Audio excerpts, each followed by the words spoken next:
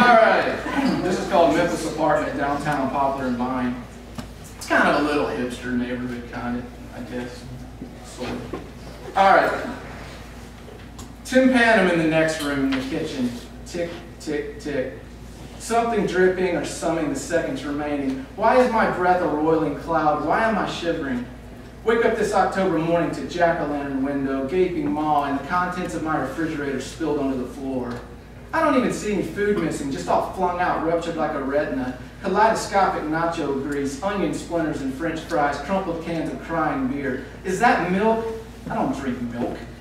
All of my ice cream and sour cream and any other creamy smooth thing I had going on melted and gone. As in spoiled, I mean curdled, written wrong like words, crazy notions. A friend of mine holds this idea you can decipher a person's soul by the contents of their refrigerator, and now my shelves are empty.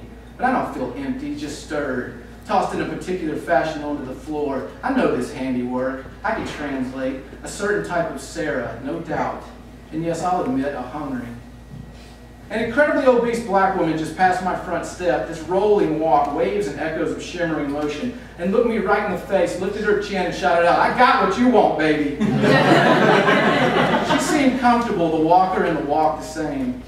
I went inside and tried to write a poem on a napkin, but it came out ridiculous and sad, something forced through a plastic mold, sold at discount stores, bought by impulse and not even certain why.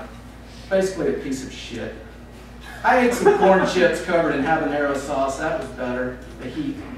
Wiped my greasy hands with a poem and tossed it in the garbage. Then I disobeyed one of my rules, grabbing a jug of red wine and pouring a coffee mug full.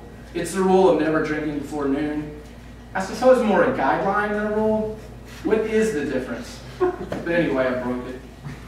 I hadn't seen Sarah for a week, and then she just appears like a summer rain and says the guy next door was delivering pizza last night and someone walked up and shot him dead and took his $2. I shit you not, he had exactly $2. And she said, I'm trying to do something for Memphis. I care about Memphis. But this kind of thing is why all the white people live in these big-ass rings around the city. In the center of the city, I'll collapse in like a pierced balloon. And I'm not even sure why I ride the bus anymore. I do it as some kind of statement when I could just take my car to work, and I'm not riding the bus. Fuck the bus. I'm not riding the bus, shaking and sobbing now. And we went inside and smoked some weed and cheap wine, and yeah, we had sex, and moments later I'm lying there feeling badly, or should I say empty, and wondering about sex while crying, wondering if she only had sex because death was so nearby. Death right there crouching, but maybe those thoughts were the marijuana and I think too much and ruin things by thinking too much. And how can you float above yourself and do the thing, I mean as in be present while you're far away? One of the best times was when all the news, was saying remain indoors and drink water all day long, and the way you could fry an egg on the sidewalk, it was that hot. And I'm thinking metaphor or urban legend, or the way the media machine is always trying to turn up the volume and keep us all in fevers and chills of fright. But damned if we didn't get an egg and crack it on the sidewalk and stand there holding hands under tulip poplars, listening to that egg pop, sizzle, and fry.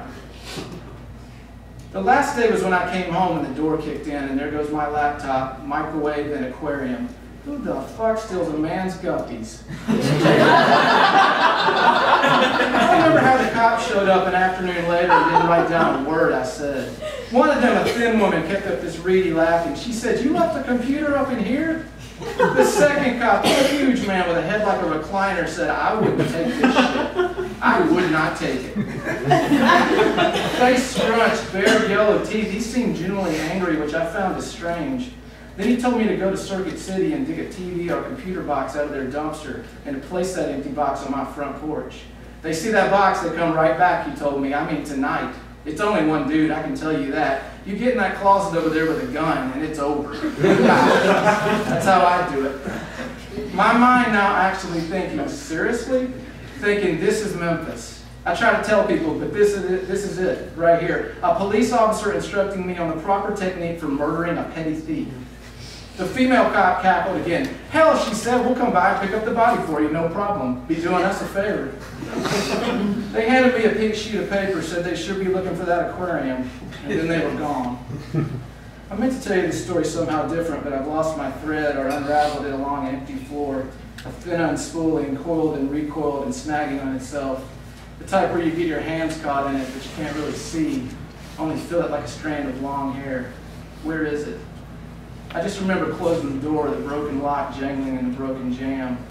my fingers tingling, thinking, I got to tell someone about this one.